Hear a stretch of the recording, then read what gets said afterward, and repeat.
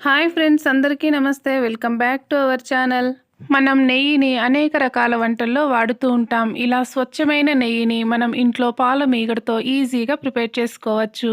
మన పెద్దవాళ్ళు అంటే 90s ముందు వాళ్ళు ఎక్కువ శాతం వంటలు ప్రిపేర్ చేయడానికి నెయ్యిని ఉపయోగించేవారు. అప్పట్లో వారికి ఎముకలు కూడా చాలా దృఢంగా ఉండేవి, ఆరోగ్యంగా కూడా ఉండేవారు. ఇప్పటి ఈ జనరేషన్లో నెయ్యి వాడాలంటే చాలా భయపడుతూ ఉంటాం, కొలెస్ట్రాల్ పెరుగుతుందని. అలా కాకుండా తగినంత మోతాదులో వాడుకోవచ్చు.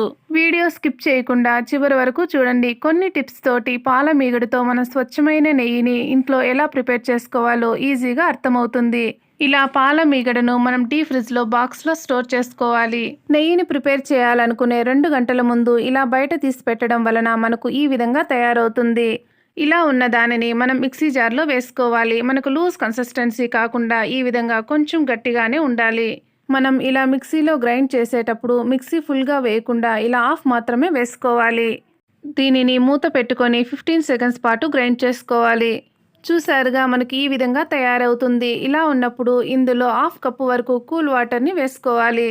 ఇందులో 100 ml వరకు వాటర్ వేసుకొని మరొక 30 సెకండ్స్ పాటు గ్రైండ్ చేసుకోవాలి. చూసారుగా, మనకి ఈ విధంగా తయారవుతుంది.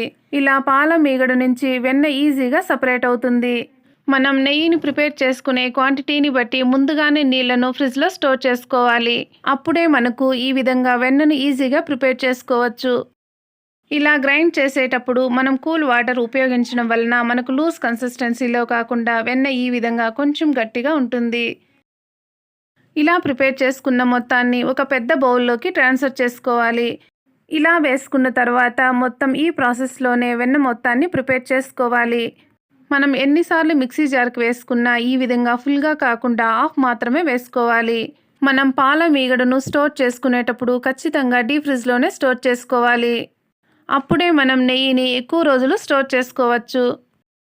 మనం ఇందులో కూల్ వాటర్ ఉపయోగించడం వల్ల చాలా ఈజీగా మనం వెన్నను ప్రిపేర్ చేసుకోవచ్చు. ఇలాగే మొత్తం ప్రిపేర్ చేసుకోవాలి. మనం మొత్తం గ్రైండ్ చేసుకున్న తర్వాత చూసారుగా, ఈ విధంగా తయారవుతుంది. ఇలా వెన్నను గ్రైండ్ చేసేటప్పుడు మనకు లూజ్ కన్సిస్టెన్సీ వస్తే దానిని హాఫ్ అన్ అవర్ పాటు ఫ్రిడ్జ్లో పెట్టుకొని మరొకసారి గ్రైండ్ చేసుకుంటే చాలా ఈజీగా వెన్నను తీసుకోవచ్చు. ఇలా ఒకసారి గరిటెతో మిక్స్ చేసుకున్న తర్వాత ఇందులో ఉన్న పాలను మొత్తం సపరేట్ చేసుకోవాలి. ఇలా సపరేట్ చేసుకున్న పాలు మనం మొక్కలకు వేయడం వలన వాటికి ఎక్కువ పోషకాలు అందుతాయి. ఇందులో ఉన్న పాలను రిమూవ్ చేయడానికి మనం 2-3 టైమ్స్ వరకు ఈ విధంగా కూల్ వాటర్ వేసుకొని కలుపుకుంటూ రిమూవ్ చేసుకోవాలి. మనం ఇందులో కూల్ వాటర్ ఉపయోగించడం వలన ఈ విధంగా గరిటెతో కలిపినా కూడా వెన్న మెల్ట్ అవ్వకుండా ఉంటుంది.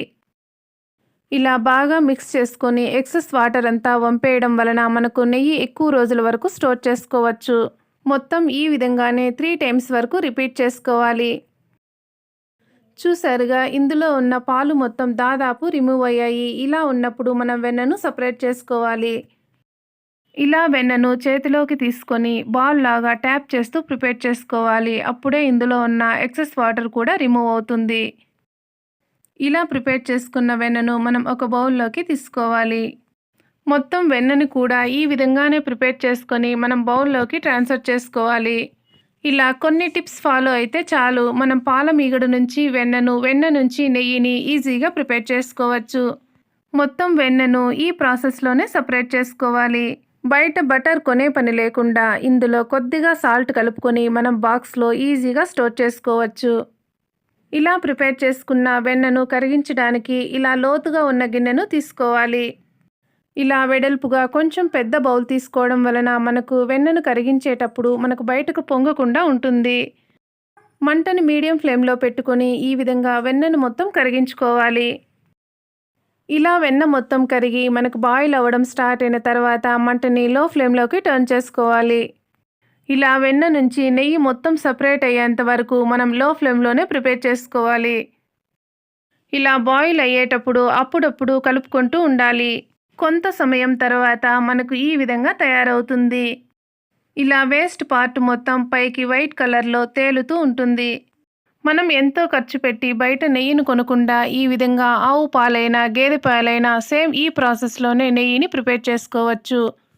ఇందులో ఉన్న వైట్ కలర్ పార్ట్ మొత్తం బ్రౌన్ కలర్లోకి మారుతుంది. ఈ కన్సిస్టెన్సీలో ఉన్నప్పుడు మనం స్టవ్ ఆఫ్ చేసుకోవాలి. ఇలా ప్రిపేర్ చేసుకున్న నెయ్యిలో మనం మంచి స్మెల్ రావడానికి గుప్పెడు కరివేపాకులను వేసుకోవాలి. ఇలా కొంచెం చిట్పటలాడుతున్నప్పుడు కరివేపాకు మొత్తం నెయ్యిలో కలిసే విధంగా ఇలా ఒకసారి మిక్స్ చేసుకోవాలి. అంతేనండి, ఇలా స్వచ్ఛమైన నెయ్యిని మనం ఇంట్లోనే ప్రిపేర్ చేసుకోవచ్చు. చూడటానికి కూడా ఈ విధంగా నెయ్యి గోల్డ్ కలర్లో చాలా బాగుంటుంది. ఇలా మనం ఇంట్లో ప్రిపేర్ చేసుకునే నెయ్యితో స్వీట్స్ కానీ లేదా మరి ఏ వంటలైనా కానీ ప్రిపేర్ చేసి పిల్లలకు పెట్టడం వలన పిల్లలు కూడా చాలా హెల్తీగా ఉంటారు. ఇలా ఉన్న దానిని పూర్తిగా చల్లారనివ్వాలి.